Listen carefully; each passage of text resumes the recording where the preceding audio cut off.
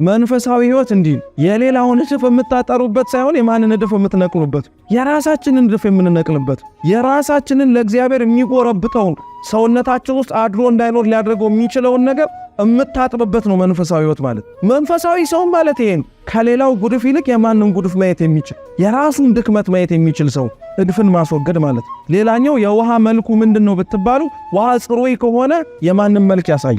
የሰውን የራሱን የፊቱን መልክ ያሳያል አይደል? መንፈሳዊ ህይወት እኮ ማለት ይሄ የምትኖረው መንፈሳዊ ህይወት ያንተን የራስህን መልክ ያሳያል እንጂ ሊኖረው ያልቻለውን ሰው መልክ የጎረቤትህን ያሳያልን? ቅዱስ ያዕቆብ እንኳን በመልእክቱ ሲናገር የእግዚአብሔር ቃል መስታወት ነው።